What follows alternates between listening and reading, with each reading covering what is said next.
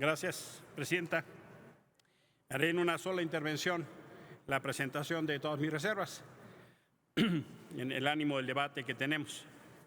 Y también le solicito amablemente que una carta que ha sido firmada por 610 organizaciones de la sociedad civil dirigida al Senado sea integrada al diario Debates y a la Gaceta, por favor. Esta discusión tiene la necesidad de hacernos dos preguntas básicas que no son elementales, pero sí fundamentales. La primera es, ¿qué es el Estado? ¿Y quién lo representa? Y la segunda pregunta es, ¿qué es el interés público? ¿Y quién lo representa? Estas preguntas vienen a cuenta a partir de cómo se ha interpretado el artículo 151 y las modificaciones que se están haciendo. Y por obvia que parezca la respuesta, es necesario subrayar. Ni el gobierno representa a todo el Estado, ni el gobierno representa todo el interés público. Sin embargo, la propuesta que tenemos del artículo 151 es una confesión de parte. Es una confesión de parte de una concepción autoritaria del Estado. Porque lo que estamos viendo es una escalada sistemática de un acoso a las organizaciones de la sociedad civil. Empezaron el primer día cuando el presidente, de manera arbitraria, emite un memorándum que suspende el vigor de la ley de fomento a las organizaciones de la sociedad civil. Es un mandato legal que reconoce que las organizaciones de la sociedad civil son entidades de interés público y que fue una batalla de años para entender que teníamos que limitar al gobierno y que teníamos que refundar al Estado. Y lo teníamos que refundar bajo el entendimiento de la corresponsabilidad y de la construcción de ciudadanía. Pero no conforme con eso, limitando los recursos públicos, por ejemplo, a organizaciones de mujeres o a organizaciones de migrantes o muchos más, se ha avanzado en una escalada de acoso sistemático, bien en conferencias, bien en acciones políticas. Y hay una expresión que recientemente se dijo que para mí es extraordinariamente representativa. Yo diría, es una confesión de parte, pero es una confesión de parte extremadamente autoritaria. Dice el presidente en una conferencia mañanera que las organizaciones de la sociedad civil hacen caravana con sombrero ajeno. Estuve pensando a fondo qué quería decir eso. Y probablemente piense el presidente que si las organizaciones de la sociedad civil a las cuales hacen uso de recursos públicos, por ejemplo, vía de la deducción, es caravana con sombrero ajeno porque no agradecen al gobierno, es caravana con sombrero ajeno porque él es el único representante del interés público o porque solo él puede manejar los recursos públicos. Esa confesión de parte es extraordinariamente importante para lo que hoy nos ocupa, porque no podemos pensar que el Estado mexicano es capaz de resolver las necesidades de sus habitantes hoy. No lo es. Y menos pensar que el gobierno es capaz de resolver y garantizar los derechos de los habitantes de este país. Por lo tanto, necesitamos una medida que potencie la capacidad del Estado donde participan las organizaciones de la sociedad civil, no solo el gobierno. Tenemos que entender una noción de Estado donde la sociedad, los actores, los campesinos, las mujeres, sus organizaciones son constructores y actores sociales en su propio proceso político. Y ahí se incluyen las organizaciones. Por eso es vital entender que son sujetos de interés público, sujetos de interés público donde no se acaba en el gobierno. Y esta discusión sí debe entenderse como una señal de alarma, en mi opinión. Es un quiebre de confianza que incluso muchas organizaciones otorgaron a Morena y al presidente.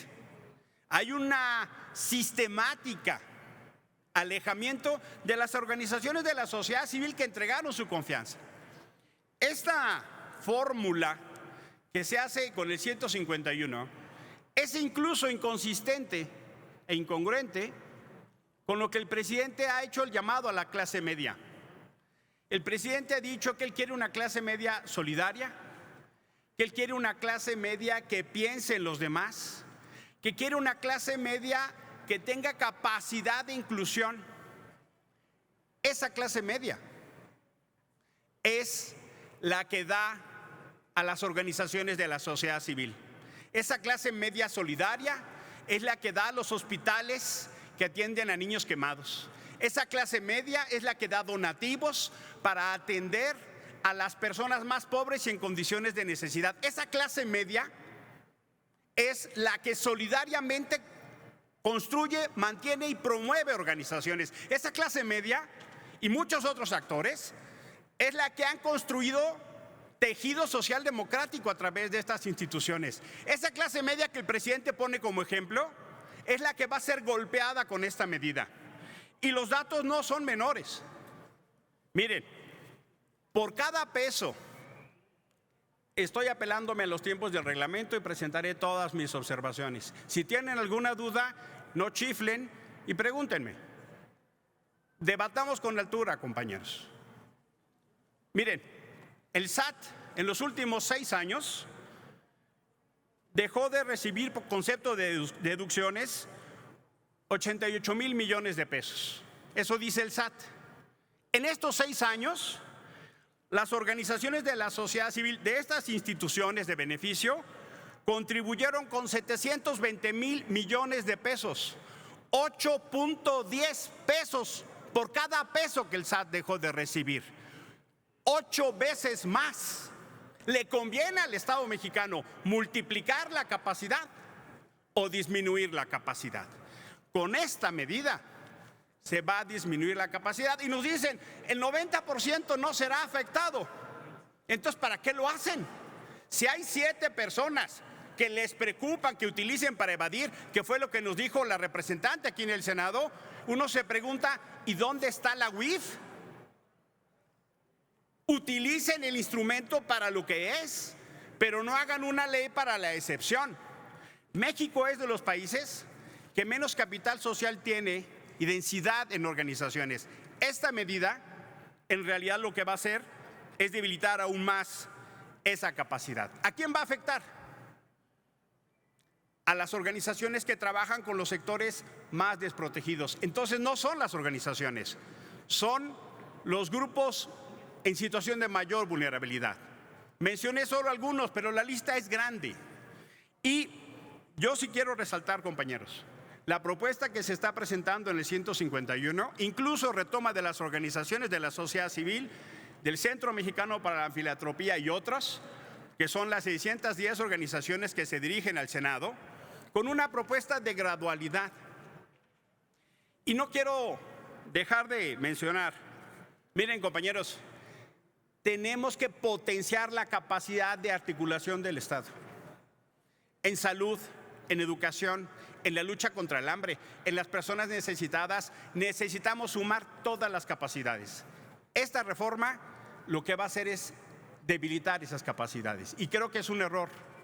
Al tiempo lo veremos, probablemente no se apruebe mi propuesta de reserva, pero sí es sorprendente que aquella que se llama izquierda democrática debilite de manera sistemática a la sociedad civil, con la cual fue aliada para el proceso para llegar al poder.